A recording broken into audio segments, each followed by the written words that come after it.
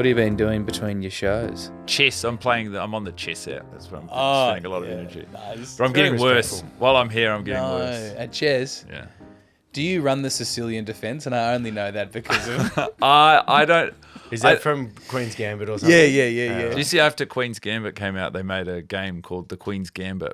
And they just sold chess, but they called it... It was called the Queen's Gambit. That's brilliant. Do you know actually chessboards were selling out everywhere after that show came out? Yeah.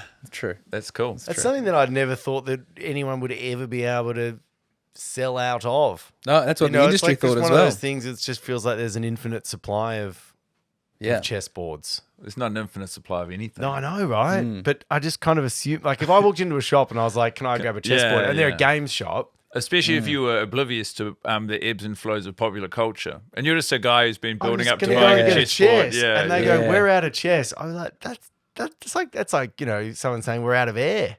Yeah, wouldn't that be mad? Yeah. Only maybe in space they'd say that. Yeah, they'd have a moment in space where they'd go, "Guys, we're in the lock." Yeah, that's like how people come up with movie ideas now. They go, "What if you're in space and you ran out of air?" Wasn't that Gravity? They've done it a few times now as well. That Gravity did it. Do you know what's amazing about Gravity? It's rare to get a space movie that runs at 90 minutes. I thought that was class. Oh, I thought that movie was shit. It was Gravity with Clooney and Sandra Bullock. Am I thinking of the right one? Yeah. The dialogue was awful. Am I right in saying that she is imagining George Clooney for most of the film? Is that... I can't remember. I remember there was a joke, one of the awards shows, there was a joke, though, about how George Clooney would rather kill himself than spend half an hour with a woman his own age or something. Which is like the plot of the movie somehow. Yeah, it is. Yeah, exactly. Because he sacrifices himself or something? I don't know. I think we need to rewatch Gravity. Yeah, I think we need to rewatch it. Hey, I should mention that the topic for the podcast today is... the biggest lies that we tell ourselves. The biggest lie we tell ourselves. Yeah. And we will get to that. But before we do, it's probably worth introducing Guy Montgomery thank to you. the pod. It's great to have you on here, It's great mate. to be here. It's a beautiful setup.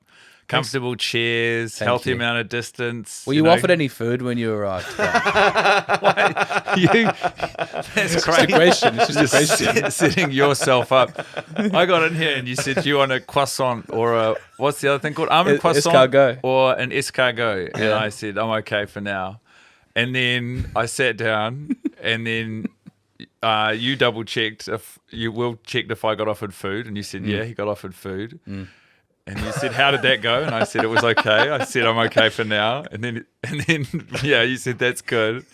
I just don't want people thinking we don't offer our guests food." Then you started telling me, "Can you just tell if you talk to anyone? Can you just tell other people that you got offered food?" And I was like, "Look, you can offer me food.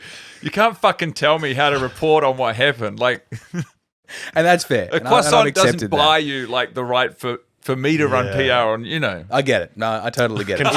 Is there anything I can do for you to have you spread that around the industry? Because just let things run their course. Okay.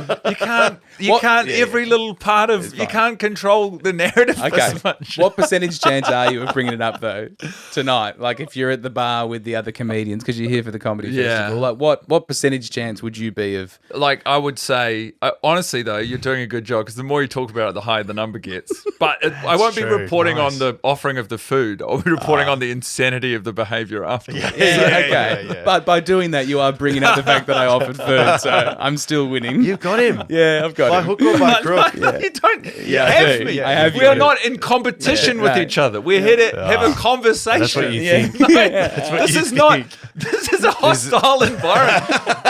You were just talking about how comfortable it is and how the spacing's nice and equidistant. It's about to change, man. It's about to Vibes really have got intense. like they went south so far. It was good. I ruined the vibe. You introduced the concept. We say, "Hey, how you going?" And now here we are. being told what to say. Our guest, Guy's our first guest as well. I know. And we put him on the back. I know. You're our debut guest. We're doing it poorly.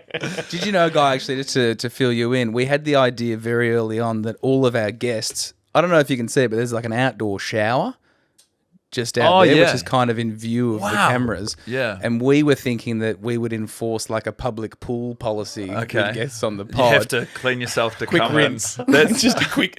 So we didn't bring that up with you. How would that have been received if we said, "Could you have a quick splash in the Well, shower?" it's interesting, isn't it? Because outside of the like on microphone, you saying that, I'm like, that's funny. That would have been great. But if I'd arrived here and been instructed to have a shower, and you like delouse me or whatever, I would have been like, okay, you have some food and wash yourself down. It sort of feels kind of crazy. I feel like we're preparing you for slaughter. Yeah, but really. I also think, like, you know, as far as guests go, I don't know who you've got lined up or what your hopes are, but No one. I would be, I would be at the top end of, I think people would be acceptable to ask that of, and hope that you might get a result that isn't like a court case or or just a HR complaint. That did come up. Okay. It did come up. Yeah. Yeah, so I think you've missed a window, but whoever the next guest is, I would encourage you to get them in the shower. How would you? We'll get a guest one day in the shower. How would you go about bringing up the policy? Like, do you think that's like an email before they arrive, or do you think no one's going to come if you tell them before? Okay, so they've got to be. They've got to be here. Must shower brackets at my place before you come. Before you start. So we don't trust the water pressure wherever you're staying. We need to see you getting into the crevices and cleaning it. We've got to see you wash. Maybe we could just say, "Bring a towel, don't ask." Yeah, You know. well, no, actually, because then they're traveling home with a wet towel.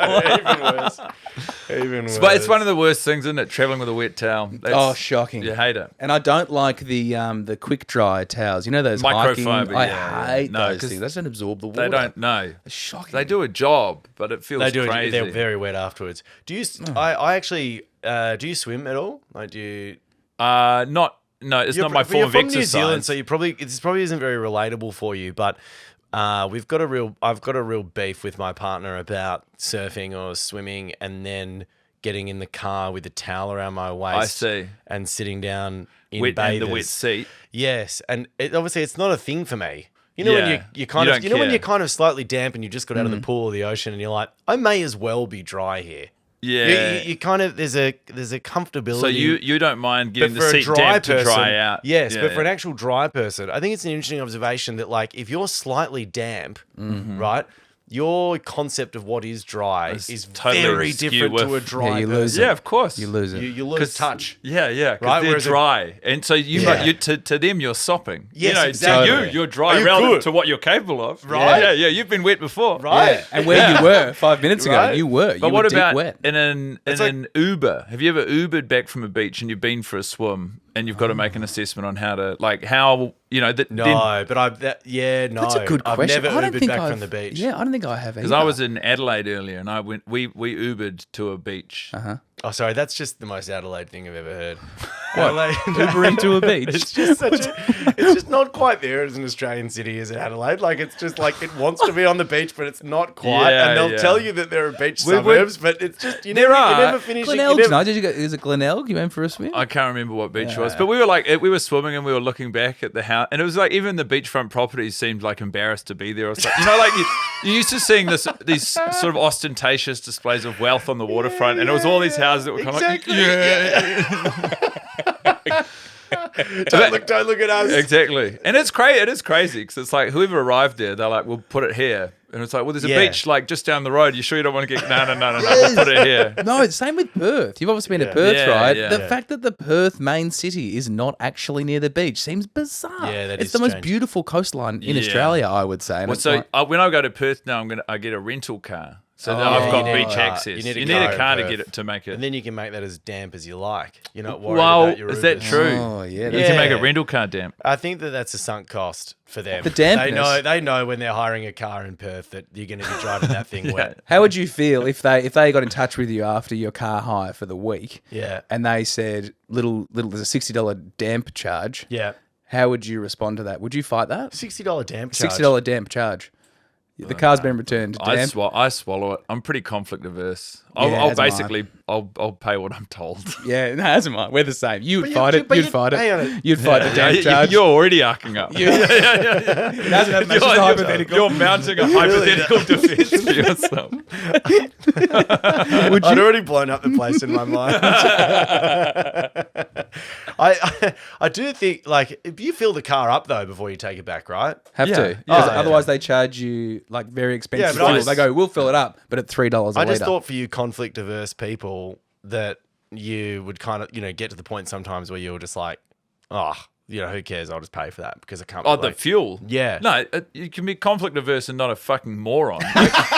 Well said. Well said, Guy. It's pretty. That's a Yeah. totally different thing. Yeah, Yeah, 100%. yeah, they do feel different now that I think about it. Yeah. We're not flippant with money. We're just conflict averse. Yeah, Because yeah. I get done with sand a lot. Yeah. That's my bigger issue with getting into the car after the beach. Sand gets everywhere, even if I rinse myself down like significantly. Yeah. Well, and if you, I mean, this is just you're talking as an adult, but if you're traveling with children to the beach, I that's mean, wild. you just give up. Everything's going to be wet and sandy. 100%. So that should really It buy is. you a lot of a leeway with your damp situation. Where you just go, Well, well, look, no, because the dampness is the dampness and the sandiness that my daughter experiences is reserved to the confines of the back row. yeah. Whereas as And soon also as that scaled down too. massively. Yeah. As soon Yeah. as you infringe, it's really just getting into the car and sitting into it. Like, again, a dry person sitting on a wet seat. There's not really, in terms of first world problems, much worse than being dry and getting wet. Oh, yeah, I And get it. not It's frustrating. expecting to get wet. it's frustrating. That is, I mean, like, sure, if you're at a party, you might have had a few drinks, a bit of water getting thrown around, it's a nice day, whatever. But you're kind of like semi-prepared for that. But if you're like going to work or going to the shops and you sit on a I wet see. seat or something, that's So then- enough to okay, ruin the next okay. half an hour. Well, I'm interested now. There's a level of respect between partners that I need to know about because I'm imagining you're both traveling back from the beach and Yeah. You're wet and you're No, you're it's me driving. going in the morning. So I'll go And for then a you surf, bring back a and car then- with a wet seat. Yes. So they're getting in a totally different outing. Exactly. And oh, yeah. No. You've crossed the line. Yeah. Yeah, That's unacceptable. yeah. So I- Same yeah, journey. yeah. You can talk about it. You Yeah. can't return it. No, that's the issue. But what surprises me is how, and this is, I mean, we can continue the damp chat for as long as we want, boys. I but think we have to. I think it is really the other thing about dampness. I would argue is that things stay damp for much longer than you think. That Yeah. like there's a real longevity to dampness. I don't like it when we've got some outdoor couches at our place with obviously the, cushions on them, right? And a lot of the I didn't know time, what you were going to say the there, but I didn't surface- expect you to say the cushions. surface of cushion can look dry. Right, Yeah, maybe but- it's rained a yeah, couple of days carrying ago. The moisture. worst thing ever is when Yeah. you sit on cushion and then it's like you get squelches that through. the Yeah, post damp feeling when you're Yeah. like, I think this was dry. I feel like you got a pissy ass. That's exactly right. So Yeah. I imagine your partner is experiencing pissy ass all the time because Yeah. it's probably dried a little bit. I don't think I'd call it pissy. You- so ass. your guy I called it wouldn't- pissy I ass. You've wouldn't still call- I wouldn't say it. I wouldn't You got the pissy ass. But you're talking about you're wearing togs and you wrap a towel around, Yeah, and yeah, you're yeah. mostly dry. Yeah. But there's a bit of residual moisture. So is that the greatest lie that we tell ourselves that You're dry when you're something is damp? dry, something is dry Well, when it's I mean, actually do you slightly guys have wet? the same when it comes to bringing in the laundry? Are you and your partners on the same? Like, do you have the same definition of dry when it comes to bringing in sheets or I think my partner, if she's not here to defend herself, but I think she can mistake a cold t-shirt for a wet t-shirt. Oh, that's interesting. So because I always no, say early that's morning what bringing I'm it in, saying, and yeah. she'll always go, these are wet. I'm like, no, they're just cold. Cold. And I always say to her, rub it on your face. Okay, Because that... Seems aggressive. let's strip that. Let's strip the context from that. We'll make that quite a nice little. There's a little sound bite. reel. There's a Yeah. reel. Because I Yeah, find as well, I don't think you can trust your hands on the dryness touch of quotes on the line. What can because you trust then? Your That's all you- face. that's all Don't use you've your got. hands, darling. Rub it on your face. Yeah.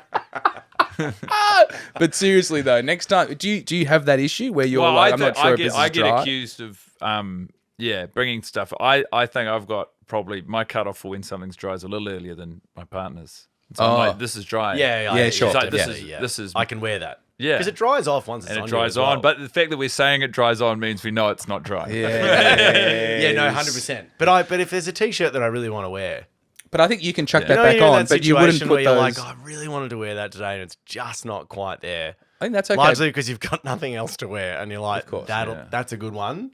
And I can deal with the fact that for my walk to work or my ride to work, it's going to be a little bit damp. But what it's about 5 your minutes of dampness? What about your partner's clothes that you just put into a dark closet with a mild dampness? Oh, see, yeah. Do you know what I mean? Well, that's why I got banned from the washing. Oh, wow. Yeah. Damn. It's a good ban, isn't That's it? a pretty handy crazy ban. Yeah, it was heavy So ban. you couldn't instruct you to just wait another hour. People get weird. People get weird about the washing. Woody's the same. Woody's banned his partner from the washing as well. Oh, really? Yeah. She was losing socks, and I get quite OCD. How big's your washing machine? Not standard size, but I hang the clothes in a very OCD manner, color coded and all that. And Socks go with socks, and Yeah, everything's 100%. turned the right way around. 100%. Yeah, But I don't care And how I- good you are at the washing. I don't care if you're a doyen of the washing machine. I'm quite good. My stain game is probably where it lets me down. I'm not sure what your stain game's No, like. I've Guy. been in a similar situation. I'm great at the grunt work. I Yeah. put the loads on, I take the loads out, I hang it out, I fold it, I put it away. Unbelievable. When it comes to Yeah. stains, I'll defer. I'm not. Yeah, I'm not. yeah. I'm not on top of this. So even if you are yeah, great at the sorry, grunt so work or just- you're a great washer, Yeah. you can still lose a sock. Like I think that's the No, great. you never have. can't. Never have. I never have. Really? I've Yeah, never. I Thank don't you, lose Guy. socks. You can, it is I in. lose It is socks. in. So I just look at the washing machine and half the socks vanish. You could think you've lost a sock because sometimes you get a load of laundry so big you put a half the load on. Yeah. And then you hang that out, and some of the socks are by themselves. Yeah, and that's then you what put I'm the saying. other half on, and guess Yeah. what? You've just found all the missing socks. Yes, and that's then what I you thought. leave a space next to where you hung the sock in the first instance to pair its friendly socks. Yes. So then you Wow. got your two socks together. I run I the same don't- system. yeah. I run the same and system. even Yeah. if I've You done guys two are loads way with a too gap, No, I'm attacked. even if there's two loads with a big gap and one of the socks has been washed prior and is now dry, Yeah. and the other matching sock has just come out wet, I Yeah. will leave the dry sock with the wet sock so they Yeah. can spend some time together. Until he I'm dries out. exactly the same. Yeah, I'm yeah. exactly the same. I was like, it's okay if you get a little bit damp from your mate there because at least you're together. Yeah, and you found exactly. each other. Something to talk about. Yeah, definitely. You know, they're probably in there being like, "Oh, I hate it when you get in all damp." Hey, I've got pissy ass. Yeah, we're all going to the same place. It's fine. Back to the foot. That never. That's never worked. I've never, because whenever I get a rogue sock, my philosophy is I'll just put it back in because I'll be like, Oh, wow. the other one's going to Oh. be coming through at some stage. So hang on, put a whoa. But have you? So in the next cycle, Look, it's just been you'll 5 just throw years him since back I've done into this, it. by the way. That So I can't don't- be good for the sock self-esteem. It's like, Yeah, I swear to God, we just did this. I'm clean. I'm telling you. please. I was just in there, man. It's got to be hell in there, doesn't it? It really does. It's good. It really, Yeah, you really talk does. about not wanting to get wet when you're dry. That's like, I'm ready for a foot. Here we Yeah, go. yeah, Take me back to yeah. your Although it chest almost of feel like drawers. kind of good pain though, you know. It's a clean. It is a clean at the end of the day. They've got to be grateful for it that. The does feel socks good, out hey? there, right? Like they are Doesn't getting seem it. like an enjoyable experience in the washing okay, machine. what about this? What's the policy on dryers? Do you put your clothes in the dryer? No way. Socks and jocks, yes. Towels, yes. Sheets, obviously. Yeah.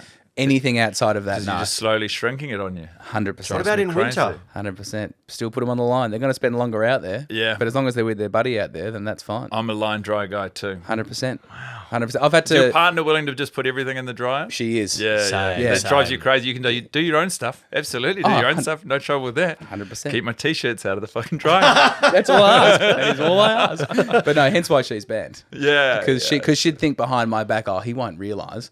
And then I put on my favourite t-shirt. You got your and it's midriff out. skin tight. Yeah. That's a shocking feeling. And then you ask the question, and this is something that I reckon, well, she's lying to me here to bring it back to the topic of the Yeah. biggest things we lie about. But Yeah. she has this perfect deniability of like, no, that was on the line. I'm like, well, I'm pretty sure I haven't just got jacked in the last week and all of a sudden I've grown a torso. It's clearly you. I was living in America, and you'd have to do. There's no in apartment laundry. You'd have to go to the laundromat. Oh, yeah, and then right. everything's getting tumble dried. Oh, And I watched over 2 years. yeah, watched a lot of my yeah, favorite yeah, T-shirts yeah. just Oh, get that's hard. shrunk out of circulation. Yeah. Oh, that's hard. And you're slow watching them as well. Yeah. It's not a.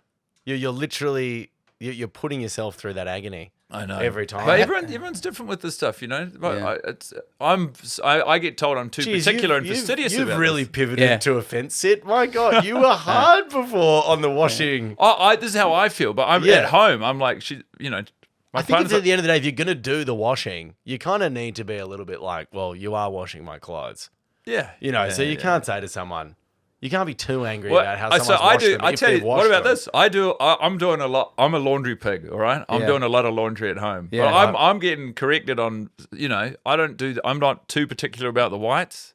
Yeah. And then I'm yeah. like, just like, don't mix the whites and the colors. And I'm like, these are, and I'm like, well, if you've got this stronger feelings on it, maybe you need to introduce yourself to the washing machine. Yeah, and that's I think Yeah, at some wow. point that's what That sounded passive. That's what the that's what the heavy laundry washers, which sounds like you and me, can always fall back on. If we receive criticism and we get defensive about it, you can always say, "Well, why don't you do it?" So hard not to get defensive sometimes, eh? Totally. And then if you get you're being defensive, I mean, then it's like, well, I've been judoed because what can you say? Yeah, Exactly. I'm not being defensive. Okay, that's the most defensive sentence in the Yeah, fucking yeah, world. exactly. Yeah, you're trapped. Exactly. You're Then- completely then you're trapped. in a corner. Yeah. So, I mean, let's get into this, Guy. What do you reckon is the biggest lie that you Tell myself. that you tell, or maybe I mean, if you can make it, I mean, I don't mind if you want to go first. Either Woods, the biggest lie you tell yourself, you reckon? I don't, there was an obvious answer to me. Like the first thought was definitely food consumption. That is a common lie that I tell myself all the time. It's just how much did you actually eat? So I don't know if you guys have that at all. What do you but, mean? Like if I am snacking in the pantry, Yeah. for example, which Yeah. is an absolute go-to for mine. Yeah. A lie I will tell myself is how much I actually ate. So like I will get rid of evidence and stuff. It's almost like I've committed I a see. murder late at night. So it's like I need to hide any evidence of what just went down in the kitchen last night. Wow. So I can like gaslight myself in the morning and be like, Wow. maybe you didn't have a whole jar of peanut butter because where's the jar? Yeah. Wow. Do you know what I mean? Wow. That's crazy. You guys relating to that at all? Not Or at is all. that- I'm doing it a Come on, little laundry man. Come on. I thought we had a bond. I'm glad You've peeled off there. I'm glad you put yourself out there like that. You're That's trying wild. to force feed people as they go and have some pastries. It all makes sense. yeah. Take my guilt away from me. How long has that been a thing for? Like as long as you can remember? Yeah, I think so. I reckon. Because when you're in it, like, gee, you're just consuming so much and you just can't I haven't stop. got. We talk about this quite a bit. So I haven't got a food trigger. I haven't got a food thing. Like I love it. I don't have that like urge to gorge myself, or I don't have a reward system with food. How do you go with food, Guy? Like once you, Oh, once I eat it, 2-3 times a day I'll sit down. But are I you- got nothing against it. Are you someone who's like, so I watch Will enviably, like he's able to like eat a sandwich and then just be like, I think I'm comfortably full. Oh, no, don't- I'm the same. I will say though, wow. I eat at pace. I've got, Yeah. Yeah, I'm a quick eater. I eat too quickly. Yeah, So I'm the a thing with quick that eater. though, so eating with pace, I think I can relate to that. But the problem with eating at pace is it's like the fullness feeling is delayed. Yeah. So if I'm eating so fast, it's like my stomach. No, but I trust it's coming. I know it's going to Oh, happen. that's- And yeah, I don't have I know one of my least favorite feelings is being too full. So I know what the cutoff is. Yeah. But I have to, like, if I go out for a meal with other people, if they're really close friends or or family or whatever, it's like I don't really care how I'm perceived as eating. But like I have to sit part of the meal. I'm not present for conversation because I'm like and pause. Oh yeah. I've got friends. So that like do when that. you're sharing, Do you have a number of chews? Like, do you I don't do have a number of thing? chews, but it's like when we're sharing Yeah. dishes, and I'm pretty, I So sound you will like just a go maniac quiet. on this. You will just I won't you go will- quiet, but You I'm are just like, sounding increasingly mad. yeah, I know. I'm just like sitting there. I'm like, okay, just wait for everyone else to have their wicked way with the, whatever's in the middle of the table, and Yeah. then once everyone's had some, Then you can and have a also crack. like it's actually mid-court, and then you can go because often by the time they're plating up their first serve from the shared dishes, Yeah. I'm finishing my share, Oh, and then I'm sort of yeah, just sitting right. on my hands, Yeah. waiting for a Are chance. you to- averse I- to a shared restaurant then? Like, No, no, because I was just thinking like because that kind of really came in vogue in like 2010. Everyone started doing share plates. Was they're that still explaining was it that to your- us as well. yeah, every time everything's shared. Yeah, we get it. Yeah. We We've know. subverted what you understand to be a restaurant experience. Yeah, I so don't there- like the sharing. I think there's an inherent competitiveness that comes out, and like, Well, I think am this I is what being Guy's too talking polite about. as well? Right? It's Oh. like, have I? I'm constantly monitoring. You're right. What everyone else has Yeah. had, and then wondering like, Well- I think I'm up for my third serve. If I'm sharing with, if I'm out just with my partner again, I'm like cutting it. I'm halving it. I'm Yeah. like, before we're even getting into it, I'm splitting the dish into two. Yeah, no, I'd be exactly the same. Then it's just comfortable. It's just like, you know what? But We've when, had equal I harm. do that, she's like, this is crazy. Like, can't we just both? And I'm like, this way, I just know how much I have to look forward to. Yeah, exactly. And I don't feel any guilt as well. Like I'm just comfortable to eat And then I've exactly also what I got have been like portioned. rules around when the food arrives. If we've ordered separate plates, you gotta- can you help gotta yourself eat. to Yeah, my yeah. food. How- Help yourself to my food. Oh, I don't what? care. Really? When I Wow. get down to the last 25%, you keep your fork out of my business. Really? Yeah, because I'm working towards. I've got an Yeah, end goal. you've I'm saved it, working. you've saved it. I've Hang on, plotted you're a out. saver. So you're saving the best bite. Yeah, I'm like kinda thing. I've got a Yeah. mouthful in mind. I'm Yeah, I working do that. towards. I do that. Yeah, Can I you do can you that, tell? yeah. So common go to pub meal for you? What would it be? Well, we really don't have a pub culture in Oh, New Zealand. It's sorry. actually really one of the great drawbacks of living in Auckland is there's a real dearth of quality pubs. And so I come over here and I'm like, everywhere there's so many fantastic Yeah. pub culture is so, so good good. here. Well, you're Oh, saying in I love Fitzroy at the pubs. moment. Yeah, like, yeah. You're surrounded. Can't move for pubs. Yeah. But so if we were in a pub right now, you've been handed a menu. It's got all the classics. Yeah. What's your go to? I'd probably want to get like a chicken parma Chicken or parma. chicken schnitzel. Okay, great, perfect. Yeah. So what's the best bite there? Like, what are you working towards in well, your bottom 25%? I'm working towards like it'll be a sort of an edge piece, so with crumb, Yeah. wrap Oh, around yum. crumb on the chicken, Yeah. and then a healthy enough amount of gravy that it's going to get a good moisture content. If it's like chips and salad, it's like probably a chip Yeah, and a yeah, a mouthful of chip. salad. It's I just like a agree. little bit of everything left Yeah, a little bit of over. everything. So you're a combination To have guy, it not once. like saving the chips or saving the No, parma. You no, like no, to no. Hey, save can like I a say? nice- I reckon the fact that Guy is a combination guy, because you know I'm a combination guy as well. That I think that is the hallmark of people who don't have issues with food. Is that right? Because, Is that because right? you, I'll punch the way salad that, the way early. I don't. Oh, you just get through the I salad. just Yes. like get through the salad, In punch fact, that. one of your mottos in life, I think, because you've actually, I know that you've kind of stepped this out over the course of your life, Woody, Yeah. is eat your veggies first. Yeah. So then yeah. you just Which metaphorically I do, and practically and I you do. practically as do well. it when you eat as well. You eat with Woody. It's crazy. Do you have so metaphorically? Does that mean that you're good at doing administrative tasks or menial or jobs that you consider vegetable jobs around the house in your Yep. life in the daytime? You can get whatever work you don't really want to do out of the way first. Yes. So you can enjoy the guts Yes, of it. That's right. Because then there's real freedom to when I'm through to the thing that I really wanted to do. yeah. I'm not very good at going, I know there's a load of washing Yeah, to do, yeah. but I'm going to do this fun Or thing any first. Because task. for me, the fun activity is tainted. It's It's hampered by tainted. the knowledge that you're going to go Yes. back to. And then often I've got something somewhere to be, and I'm pretty bad at timing. Like, if I'm having my fun activity now, I don't know how long the washing's going to take. Yeah. And my whole day might be out of whack. It's so funny. We've spoken about this before on the podcast, but I am literally the opposite to you in that sense. In that, like, if I start eating the veggies, Yeah. then there's no end to how many veggies I can find. What do you Like, mean? well, I sorry, will you're just- talking metaphorically. I thought we were back at literal meals, and I was like, what do you mean? I'm at the bottomless veggie bar. Come on, guys. Walking around the restaurant with a fork. I know you got more of them. Yeah. You No, can eat that carrot. no, I once I start doing the task that I know that I have to do, Yeah. like then I'll get in that mode of yeah. I'm doing the shit now. Like I'm working through stuff, and I find it very hard to then go play. You can stop and play now. I can't do Yeah. that. I have to kind of very carefully go. No. This is you can play now. It's totally fine. Enjoy Yeah. that, because as soon as you start Yeah. working, I can't turn the work off. Yeah. I just go too hard on it. That's interesting. Where do you sit with that guy? I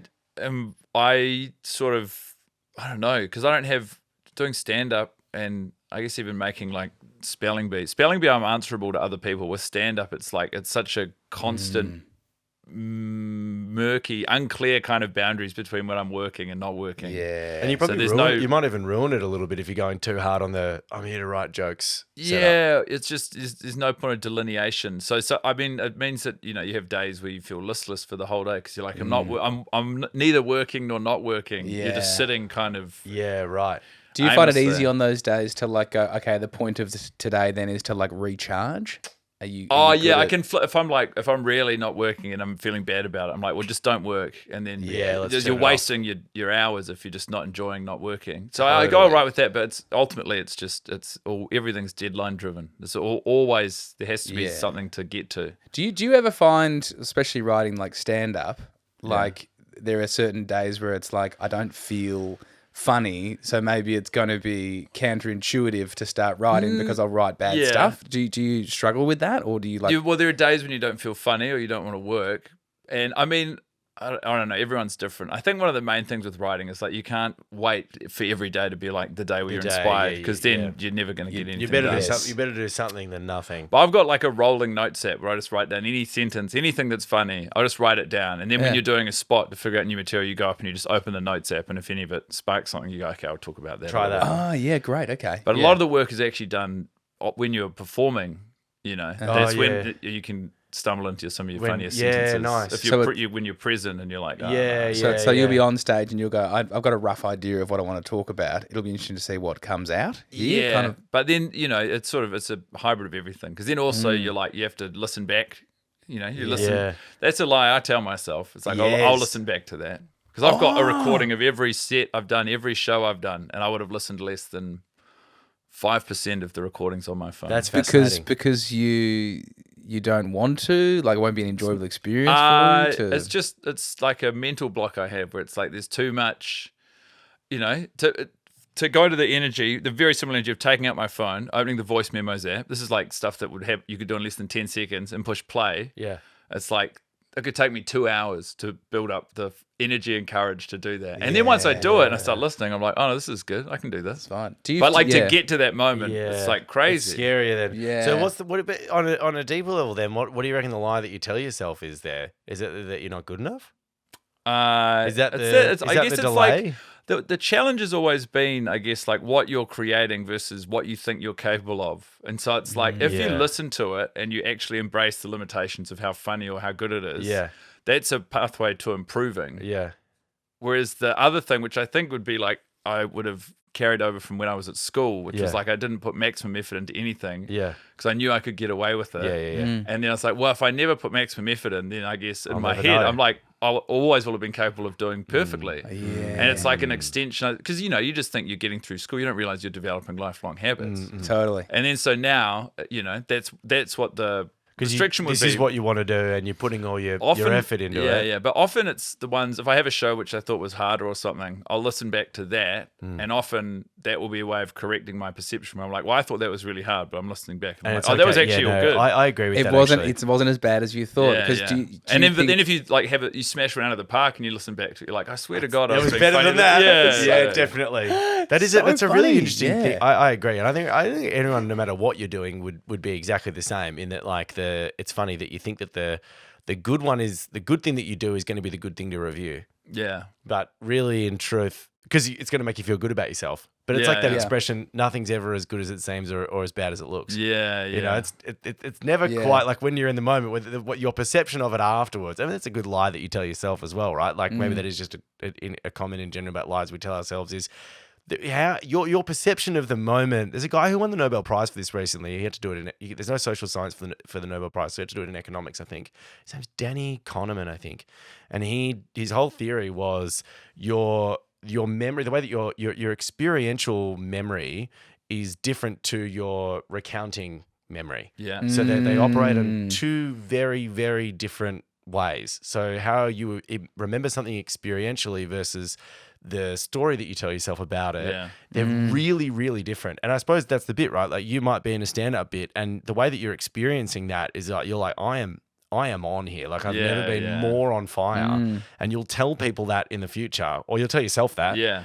But then when you actually get the facts on how that review was, they're often, they can be worlds apart. And sometimes you can compare a performance to the performance in your head that was amazing, right? Yeah. Like you're always going like, oh, it was never quite as good as that show that I did, 4 weeks ago. But the thing is, that show actually wasn't that good. Well, no. But for how will you whatever remember reason, 4 weeks ago? Yes. Right? Because then it becomes a thing as well where it's like, I'm not actually commenting on the actual performance. I'm commenting now on my memory of the performance as well. Exactly. Right? And the feeling that continues to perpetuate into how you feel now. That's what you're thinking about. You're thinking about how it feels for you, but you're not actually thinking about what actually happened at the time. Yeah, of course. How do you feel about people then commenting on like how a show went? Like say if there's a particular night where it's like, wow, 7 people walked up to me on my way to dinner with mum and said like, great show. It's the best show I've ever seen. Does that then change what your view is? The more you do it, the healthier your relationship to it is, and you learn to hold all of them lightly. Because, like you know, you're every night the people who are coming, that's their one experience of the show. So your job is to give them a great show. It's like, it's not relevant to them that wasn't as funny as it was last night, or that you're trying to solve it for a week from now. You're like, that's when I have to get it right. It's like, it's happening once. So they come up to you. You first of all, you always have to be like, thank you so much. You're an amazing audience. It was great fun. You know, like it's your ego is the only thing that's, you know, if someone, it's hard when you're starting and people you respect or whatever come to the show, or people you know who you'd like it, and you have a show that you don't think is good, and they come up, and like you're girding your loins for them to come up, because you're like, far out, they were in, and like they will think that I think that was good when I think that was a bad one, and they come up to you, it's like, that was awesome, thank you so much, and like every instinct in your body is to be like, oh, it was a bit weird, and this and that was going on. But it's like, you can't take away anyone's experience. So you can't, you just have to fucking get that out of the way and be like, thank you so much, it was great fun. And then if it is someone who you're on the level with, it's usually like a comedian or whatever, then you can go out for a beer and you can be like, far out, man, I was battling up there. Yeah, and you can unpick it, but it's like, you know. So, I mean... That's a good point. Whatever you say about what the show is like, and again, this doesn't just happen with stand-up comedy. This can be how you are with someone else when you're hanging out with them. Yeah. Like, let's say you go on a date with someone, right? And you go afterwards like, oh, you know, sorry, I was a bit weird last night. Like, all they have to go off is the representation that you had on the night. You're the only one. I mean, this kind of ties into what I think is the biggest lie that we tell ourselves. One of my favorite expressions is that the map never matches the terrain. Do you know that expression? No. So I was listening to a podcast on decision making, and it was about like the best decision makers in the world. The number one thing that good decision makers do is they don't make decisions because they wait. Because the first decision that you're always going to want to make, the first decision that you try and make is always going to be wrong, because decisions are all based off how much information you have. And the more that you wait, the more information that you steadily pick up on something. Yeah. Right? So, you know, when people say go with your gut, really that's actually a bad way to make a decision, because you're going off a very limited amount of information that your subconscious has picked up, and it's creating an emotional response in you, and that's why you're feeling it in your gut. So you go, that's why I'll do that. What if there's a pressure on the decision though? Like, you know, of course. But he was saying that these guys just get very, very good at delaying. So they get really good at going, not going to make the call, like, give me more, until the point where obviously that goes like, you need, you know, the president's on the phone, you got to make a decision.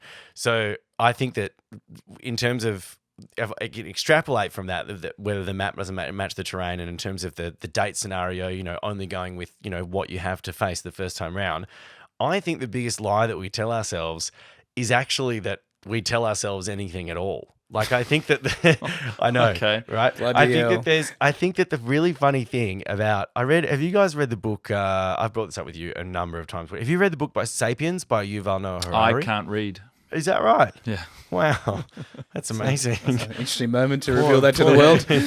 We were just interesting. I can't talk. I can't listen.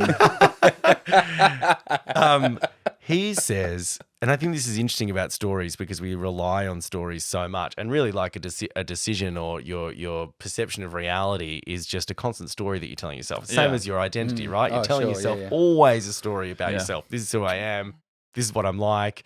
And, you know, the same stand-up comedy. This is what the show was like. And you're branding that a certain way because of something that you've told yourself about the show. And at the end of Sapiens, he writes, I got a quote, Woods. No, bloody hell. First quote ever on the pod. Oh, my God. Yeah, I've been saying a lot of quotable stuff. Have you really? Yeah, we'll get you can carve out a lot of my sentences and turn those into quotes. No, I'm sorry. You're creating quotes. He's reading. I'm reading. This isn't Will. But what is a quote if not something that I've just said? Like, you know. When does it become quote as well? Does it only become quote once someone else has... I think it's to be written down and then someone else has to use it. That's what I think. Well, it's tough for me. I can't write. Yes. We can, though. Yeah. And we've chosen not to write down. It wouldn't kill you to be writing down what I'm saying right now. You really are in the wrong job. He says... and this is a quote, by the way. This is a quote. This is a quote by Yuval Noah Harari. He said... Sapiens rule the world because we are the only animal that can cooperate flexibly in large numbers. We can create mass cooperation networks in which thousands and millions of complete strangers work together towards common goals, 1-on-1, even 10-on-10. We humans are embarrassingly similar to chimpanzees, though, and any attempt to understand our unique role in the world by studying our brains, our bodies, or our family relations is doomed to failure. The real difference between us and chimpanzees is the glue that enables millions of humans to cooperate effectively. And that mysterious glue is stories. We cooperate with strangers because we believe in gods, nations, monies, human rights, yet none of these things exist outside the stories that people invent to tell one another. Only sapiens can believe such stories, and that is why we rule the world. Yeah. I mean, it sounds like he hasn't seen ants.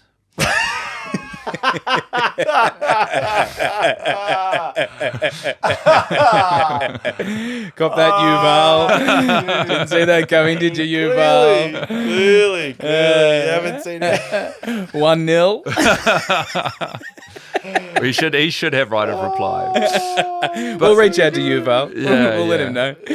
But no, I mean that's all. You know, I take great solace in that where I'm always like, well, all of this is, you know, I got quite nervous before when you're doing stand up, you get used to performing to a certain size audience, and then if you become in any way more successful than you were previously, and the rooms go up, you can start to feel quite nervous. And the way I would try to mitigate the nerves, there were a few things I'd do, but one of them was just being like, well, this is so small. Yeah, like to me, this is the biggest thing that's happening today. And these people might be looking forward to it, but it's like this is 1 hour out of their life. This is so unmemorable. Whether it's the best thing they see or the worst thing they see, this is not even going to feature in their recollection of what it was to be alive. And so I'm like, well, this is just.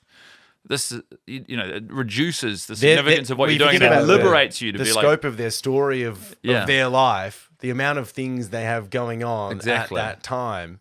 I think that one of the unique things that and I think this is why what you do is like a gift, really, is that you have the power to dispel and demystify a lot of the stories that people tell themselves with jokes. You can take something really quite serious that somebody's been caught up in their whole life. And I reckon the number one demystifier of any lie that you tell yourself, and I often find this funny that like the Dalai Lama, for example, has such a great sense of humor because humor just cuts through everything. It's like, I'm not taking this story seriously. I'm not denying it to myself. I'm not lying to myself. I'm fucking laughing. There's this safety in, and I think that, so I know I don't want to make your job seem more significant because you're using it as a way to not be nervous, but you do it, you do an amazing job, and you do that in your comedy as well. There's a lot of, you'll take things that, can be quite nebulous, like, I've heard you talk about time before, for example, and like one of the things I was going to say in this podcast about bigger lie you tell yourself is, I'm awful with time. I'll be there in 5 minutes. Classic. I'm so bad at that. I can't, How far can you stretch a 5 though? Like I think. It's I guess it's it's case by case. It's specific to. I'm big on punctuality. I love it. So am I. If I'm running, like if I'm even going to be 5 minutes late, which I think a lot of people's like, that's fine. I'll be messaging. And I think you have to message, like, how late you're going to be has to correspond to how early the heads up is. So if you're 5 minutes late, you owe them a 5-minute warning bell that you're going to be. If it's 10 minutes, you have to give them 10 minutes on the other side. Oh, I see interesting. what you mean. Interesting. And I've sometimes sent out the flare of I'm running late, and then I've still got there like 7 minutes early. Yeah. Like that's what I'll overdo it. Yeah, no, but that's totally. I do the same thing. That's reasonable. Yeah. I'm reminded of that Daniel Kitson gag, who's speaking of stand-up comics, probably my favorite stand-up comic.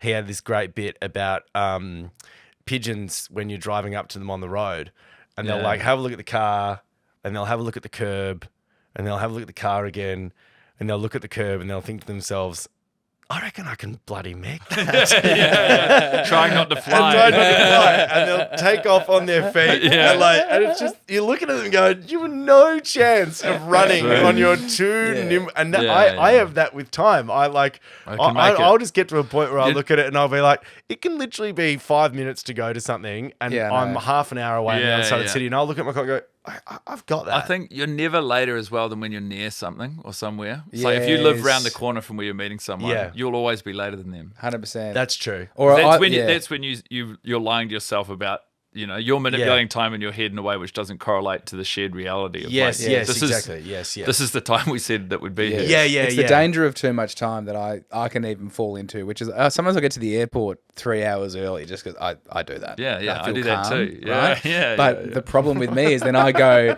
I've got 2.5 hours here to have a bit of fun in the airport. Am I going to have lunch? Am I going to buy a book and start reading a book? And I will almost always you don't be need to flex on me. That's absolutely inappropriate.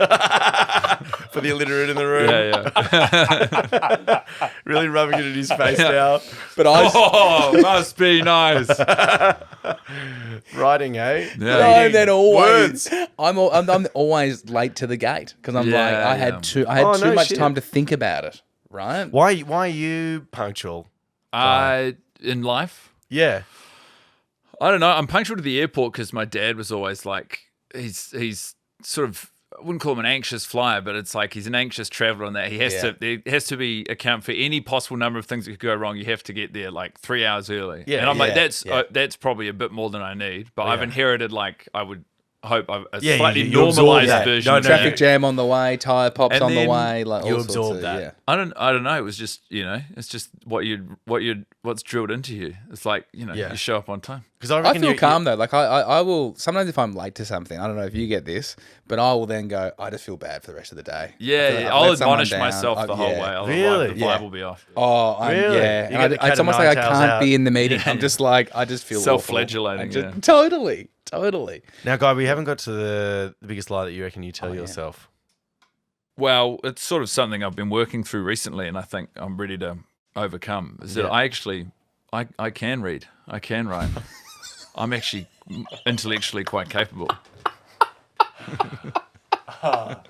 And he's been embedding that for the last 40 minutes. I love that. Yeah. I love that. Well done, mate. Thank you. Well, it's been great to have you on the pod. Thanks so much for having really, me. it's been a joy. Thanks for coming on. It's a pleasure. Yeah. Do we get to the bottom of it? Is everything sorted out now? I think so. You can read. Fantastic. I'm not sure if I've solved mine, like whether I need to lock the pantry. Funny, your lie was just met with a lot of like, God, neither of us have got That's a pretty full-on lie, mate. I mean, I can't read, but Jesus, man. It was really hard to know what to do with that. It was like me with the washing. I was like, both of you like, can't relate with that. And then you with the food, we were like, can't relate to that at all. I don't even know what Just it's vulnerable, just get a few problems out there, get them laughed down, and then... I'm sure there are people listening that'll reach outwards.